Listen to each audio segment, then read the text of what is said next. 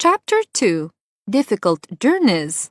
One morning, I was put into a small carriage to take Squire Gordon and John on a long journey for the squire's business. I liked pulling this carriage because it was very light and easy to pull. It was raining when we left, and it was also windy, with many leaves blowing across the road. On our journey, we crossed a bridge, and I saw that the water of the river was really high. Many of the fields that we passed were flooded, and sometimes I had to pull the carriage through water on the road. When we got to the town, I had a good rest while Squire Gordon did his work. We started to go home late in the afternoon, and now there was a real storm. I heard the strong wind blowing through the big trees that we passed. "I will be happy when we are out of the wood," said Squire Gordon. And as soon as he said this, a big tree suddenly fell across the road in front of us with a loud crash. "That was close," said John. "What can we do?"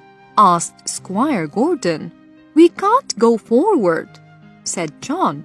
"I think that we'll have to go back home a different way." So we went back along a different road. It was longer, and when we got to the bridge, it was dark. We started crossing the bridge, but I felt that something was wrong, so I stopped. "Come on, Beauty," said Squire Gordon, who tried to make me cross the bridge. "There's something wrong," said John. "What's the matter, Beauty?" I knew that the bridge was not safe, but I could not tell him. Then we heard a man shout from the other side of the bridge. "Stop!" he called. "The bridge is broken in the middle. If you continue, you will fall into the river." "I see," John replied. "Thank you, sir." "And thank you, Black Beauty," called Squire Gordon. "You saved us." We had to take another road home, but the wind was less strong. At last, we saw the gates of Birtwick Park. I was very pleased to be home and enjoyed my evening food because I was very tired. A few weeks later, Squire Gordon and his wife decided to visit some friends who lived about 60 kilometers from my home. They drove Ginger and me about 35 kilometers on the first day.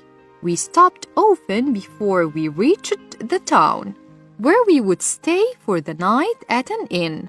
Ginger and I were fed and brushed. We were ready to go to sleep when another horse arrived. His young rider smoked a cigarette while his horse was brushed. I don't know how long I slept or what time it was when I woke up. I felt uncomfortable, although I did not know why. I heard Ginger coughing, and I saw that the air was filled with smoke. Then I knew that there was a fire. A man appeared with a lantern and tried to take the horses outside.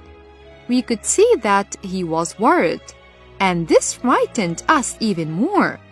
None of us wanted to leave, although we knew we were in danger. What would happen to us? We did not want to go anywhere. Then John arrived. "Come on, my beautiful horses, wake up, please. It's time to go." He spoke softly and was so gentle with me that I stopped feeling frightened. I slowly followed him out of the building and away from the fire. When I saw that I was safe, I called out for the other horses to leave. Ginger later told me that I had saved her. By now, the fire was bigger, and just as John led Ginger away from the fire, the building collapsed. Finally, some firefighters arrived to try to put out the fire. After many hours, the fire was no more. When we arrived at the house of Squire Gordon's friends, the next evening everyone was talking to John. It is one of the hardest things in the world to move horses when there is a fire, said Squire Gordon's friend. What you did to help them was amazing.